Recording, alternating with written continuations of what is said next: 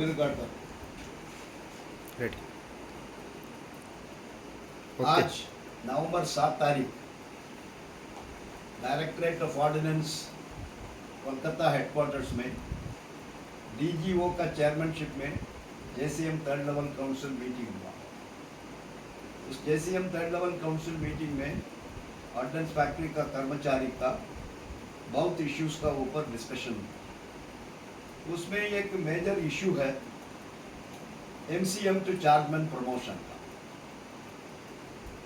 13/6/2024 में सरकार ने चार्जमैन टेक्निकल का प्रमोशन वैकेंसी 100% एमसीएम से प्रमोट करने के लिए कानून इशू किया। वो कानून लागू करने का डीओओ का तरफ से फैक्ट्रीज को इंस्ट्रक्शन भी इशू किया। लेकिन दुर्भाग्य है कुछ साथी लोग ने इलाहाबाद कैट में जाके उस प्रमोशन ऑर्डर में इलाहाबाद कैट ने स्टे कर दिया।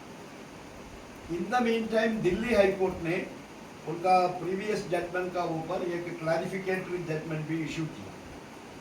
उस क्लैरिफिकेटरी ऑर्डर में स्पष्ट लिखा है प्रिवाइलिंग एसआरओ का अनुसार, प्रिवाइलिंग सरकार का ऑर्डर्स का अनुसार चार्जमैन का प्रमोशन होना चाहिए।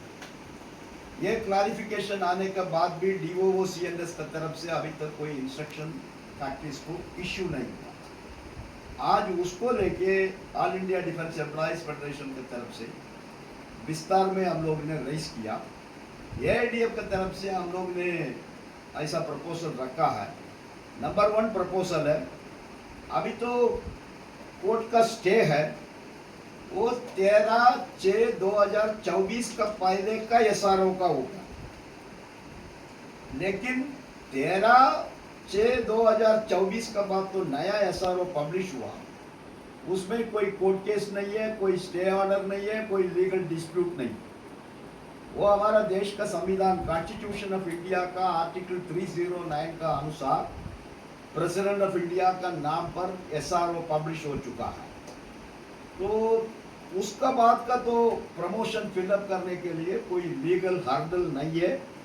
कोर्ट का भी तो डिस्प्यूट है वो 13/6/2024 का पहले का एसआरओ का मुताबिक। इसीलिए अभी 13/6/2024 से कितना भी चार्जमैन का वैकेंसीज है, वो प्रमोशन वैकेंसी हो, डायरेक्ट रिक्रूटमेंट वैकेंसी हो, एनडीसी वैकेंसी हो, ऐसा कोई सेपरेट वैकेंसी नहीं है। 100% तो प्रमोशन वैकेंसी है। सो इस 100% चार्जमैन टेक्निकल का कितना भी आज का दिन वैकेंसी है, मान लिए एक फैक्ट्री में chargeman technical, chargeman chemical, mechanical, सब इलेक्ट्रिकल सब मिलके 300 पोस्ट है। उसमें केवल 100 लोग हैं, उसका मतलब 200 पोस्ट तो वैकेंट है। सो उस 200 पोस्ट एमसीएम से प्रमोट होना चाहिए।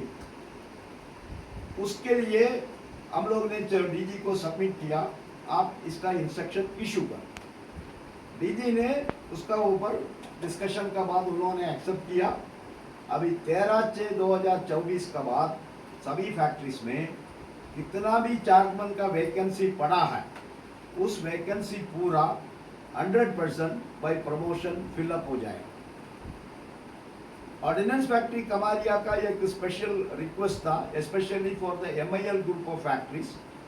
हमारा एआईडीएफ का साथी लोग ने एचएनसीसी मीटिंग में और आईआर मैकेनिज्म मीटिंग में ये इशू डिस्कस करने के बाद एमआईएल की तरफ से एक प्रपोजल डीओओ सीएनएस को आया, ये चार्जमैन का डायरेक्ट रिक्रूटमेंट वैकेंसी पूरा, मिनिमम केमिकल का डायरेक्ट रिक्रूटमेंट वैकेंसी पूरा प्रमोशन में कन्वर्ट करने का।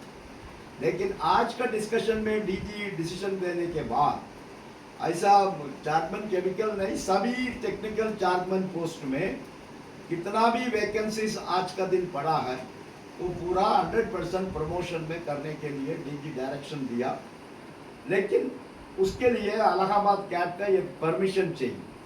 तो इसीलिए डीजी ने डायरेक्शन दिया तुरंत इलाहाबाद कैट में जाके ये जेसीएम थर्ड लेवल में ये निर्णय हो चुका है 13/6/2024 का बाद का चार्जमैन प्रमोशन में उस एसआरओ में कोई कोर्ट केस नहीं, कोई स्टे ऑर्डर नहीं, कोई डिस्प्यूट नहीं। इसीलिए ये प्रमोशन हम एमसीएम के थ्रू प्रमोशन में फिलअप कर रहा हूँ।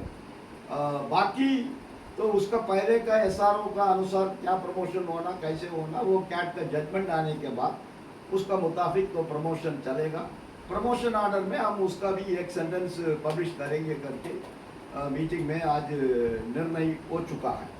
सो जल्दी से जल्दी चार्जमैन का प्रमोशन वैकेंसी तो फिलअप करेगा तो उसमें हमारा तो इंडस्ट्रियल वर्कर को बहुत फ़ायदा मिलेगा। मान लिए 200 एमसीएम अलग अलग कैटेगरी में इलेक्ट्रिकल में मैकेनिकल में केमिकल में चार्जमैन प्रमोशन में जाएगा तो उसका रिजल्टेंट वैकेंसी हमारा एलिजिबल HS1 तो एमसीएम बनेगा। HS1 से 200 लोग एमसीएम बना फिर तो HS2 से HS1 होगा। तो ये सब एक बहुत बड़ा आज हम लोग ने बहुत फाइट करने के बाद एक बहुत बड़ा अचीवमेंट है। डीजी का अप्रोच भी इसमें पॉजिटिव था और हम लोग ये भी उनका सामने रिक्वेस्ट रखा है कोई वर्कर चार्जमैन बनाने के लिए तैयार नहीं है अनविलिंग है तो उसको ज़बरदस्ती प्रमोशन मत करो। उनसे आप पूछो उनको वर्कमैन में कंटिन्यू करने का इच्छा है नहीं तो चार्जमैन में जाने का इच्छा है तो किसको इच्छा है उनको चार्जमैन बनाइए, किसको इच्छा नहीं पुराना सिस्टम का अनुसार वो वर्कर में कंटिन्यू करेगा एमसीएम में कंटिन्यू करेगा। ये भी डीजी का सामने हम लोग विचार रखा है उसमें भी पॉजिटिवली हम कंसिडर करेगा करके डीजी ने आश्वासन दिया। इस लड़ाई में डिफेंस कर्मचारी ऑर्डिनेंस फैक्ट्री का कर्मचारी AIDF का अफिलिएटेड यूनियंस सब फेडरेशन का साथ था इसीलिए हम उन सबको अभिनंदन कर रहा हूँ। हम सोच रहा है शायद 15-20 दिन का अंदर इसका कुछ कार्रवाई हो जाएगा। सबको धन्यवाद।